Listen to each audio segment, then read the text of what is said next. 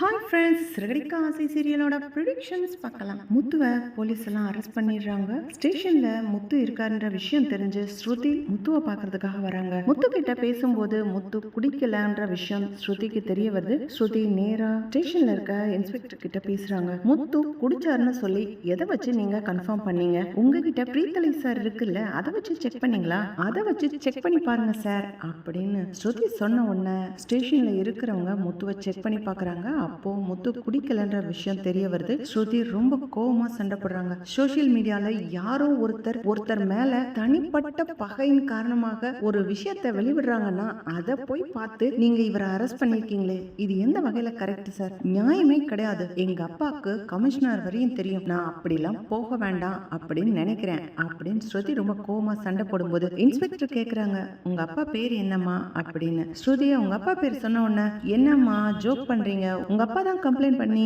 முத்துவை arrest பண்ண சொல்லி சொன்னாங்க. ஸ்ருதிக்கு நல்லா புரிய வருது, நம்ம அப்பா தான் கம்ப்ளைண்ட் பண்ணி முத்துவை ஸ்டேஷனுக்குள்ள உட்கார வச்சிருக்காங்க. இந்த விஷயம் முத்துக்கும் தெரிய வருது. ஸ்ருதி ரொம்ப கோவமா பேசுறதுனால முத்து மேல தப்பு இல்ல அப்படின்னு போலீஸ் புரிஞ்சுக்கிறதுனால முத்துவை ரிலீஸ் பண்றாங்க. ஸ்ருதி சொல்றாங்க, நீங்க ஒரு கம்ப்ளைண்ட் பண்ணுங்க. என்னோட பேரு கெடுக்கிறதுக்காக யாரோ ஒரு எதிரிகள், முகம் தெரியாதவங்க இந்த மாதிரி சோசியல் மீடியால தப்பான வதந்திகளை பரப்புறாங்க. இவங்க யாருன்னு கண்டுபிடிச்சு கொடுக்கணும் அப்படின்னு சொல்லி முத்துவும் அதே மாதிரி கம்ப்ளைண்ட் பண்றாரு. இந்த விஷயம் தலைவருக்கு தெரிய வந்த உடனே தலைவரும் படையோட கிளம்பி இங்க வந்துடுறாரு. என்ன முத்து இப்படி ஆயிடுச்சு? என்கிட்ட ஒரு வார்த்தை சொல்லிருக்கலாம்ல, இல்ல என் பேரை சொல்லியிருந்தா ஸ்டேஷன்ல இருந்து விட்டுருப்பாங்கல்ல, நீ ஏப்பா என் பேரை யூஸ் பண்ண மாட்டேங்கிற? தலைவர் ஸ்டேஷன்ல சொல்றாரு, முத்து குடிக்கல, சும்மா தான் என் கூட உட்கார்ந்துருந்தாரு, வேணும்னே யாரோ இதை செஞ்சிருக்காங்க அப்படின்னு. தலைவரும் சொல்றாரு, அவங்க ஆளுங்கள் எல்லாம் யாருன்னு கண்டுபிடிங்கடா அப்படின்னு. போலீஸ் சைட்லும் யாரு இந்த மாதிரி சோசியல் மீடியால முத்துவோட போட்டோஸ் எல்லாம் போட்டு தப்பான வதந்தி பரப்புனதுன்னு கண்டுபிடிக்கிறாங்க. கடைசி சிட்டி தான் அப்படின்னு தெரிஞ்சிருது. சிட்டியை தூக்கி அந்த வச்சு வெளுன்னு வெளுக்குறாங்க. தலைவரும் சொல்றாரு, இந்த பினான்ஸ் கம்பெனி வச்சினா உன் வேலை உண்டு நீ உண்டுன்னு இருக்க வேண்டியதானே, எதுக்கடா அடுத்தவன் பொழப்ப கெடுக்கிறதுக்கு இந்த மாதிரி சோசியல் மீடியால வீடியோஸ் எல்லாம் போட்டு விடுறீங்க?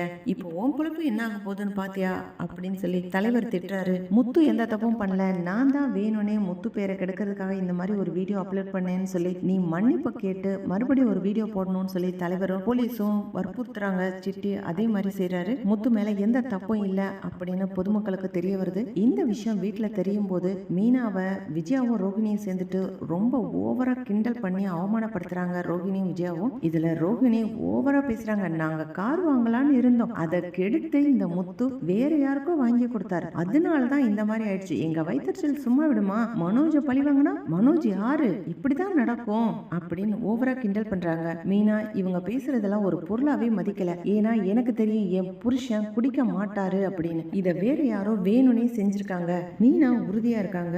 அதே மாதிரி மன்னிப்பு வீடியோ வந்த உடனே மனோஜ் காமிக்கிறாரு ரோஹிணி கிட்ட, பாரு ரோஹிணி, அவங்க நாங்க செஞ்சது தப்புதான்னு மன்னிப்பு கேட்டு வீடியோ போட்டிருக்காங்க அப்படின்னு சொன்ன உடனே மீனா சொல்றாங்க, பாத்தீங்களா ரோஹிணி, என் புருஷனை பத்தி எனக்கு நல்லாவே தெரியும், அவரு வேலை செய்யும் போது குடிக்க மாட்டாரு, ஓவரா என்ன அவமானப்படுத்தி பேசுனீங்க, உங்களுக்கு இப்ப காசு வந்துருச்சுன்னா ஓவரா ஆட்டம் போடாதீங்க, உங்க வேலை உண்டு நீங்க உண்டுன்னு இருங்க, என் புருஷனை பத்தி பேசுறதுக்கு நீங்க யாரு? அன்னைக்கு வந்து சொன்னீங்க மனோஜ கேள்வி கேட்க கூடாது, எப்படி காசு வந்துச்சுன்னு கேள்வி கேட்க கூடாது அப்படின்னு. இப்ப என் புருஷனை ஒருத்தன் வீடியோ எடுத்து போட்ட உடனே அவ்வளவு கேவலமா பேசுறீங்க அப்படின்னு மீனா லெஃப்ட் அண்ட் ரைட் வாங்குறாங்க. ரோஹிணிய விஜய் சொல்றாங்க, ஏய் என்ன நினைச்சிட்டு இருக்க, அவ எவ்வளவு பெரிய ஆளு, உங்க அப்பா எங்க இருக்காரு, அவளை எப்படி பேசுற? என்னத்த அப்பா கொடுக்கற காசுல மகளும் மருமகனும் வாழ்றது ஒரு வாழ்க்கையா, ஒரு பொழப்பா?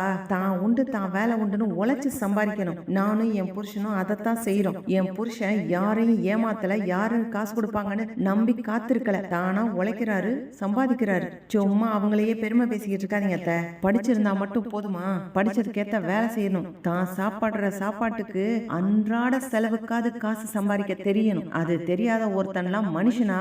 நல்ல வேலை நான் இந்த ஆளை கல்யாணம் பண்ணிக்கலையேன்னு ரொம்ப சந்தோஷப்படுறேன் அத்தை அப்படின்னு மீனா வாய்க்கு வந்தபடி பேசி விடுறாங்க. ரோஹிணிக்கு பெரிய அவமானமா போயிடுது. மூஞ்சி சுருங்கி போய் அப்படியே அமைதியாயிடுறாங்க. முத்துசராரு, சபாஸ் மீனா, நீ சொல்றது 100க்கு 100 உண்மை. நீ இவனை மட்டும் கல்யாணம் பண்ணியிருந்த வாழ்நாள் எல்லாம் பூக்கட்டி இவனுக்கு சம்பாரிச்சு போடுறதே வேலையா இருந்திருக்கும். இவன் 10 பைசா சம்பாதிக்க மாட்டான், மாமனார் காசு கொடுப்பாரான்னு காத்துக்கிட்டு இருப்பான் அப்படின்னு சொல்லும்போது மனோஜ் ரோசப்பட்டு, யாரா காத்துட்டு இருக்கா, யார் காத்துட்டு இருக்கா, நான் ஒன்னும் மாமனார் காசுல எல்லாம் வாழல, எங்க அப்பா வீட்டு காசுல தான் வாழ்றேன் அப்படின்னு உளறிடுறான். முத்து கேக்குறாரு, என்னடா சொல்ற?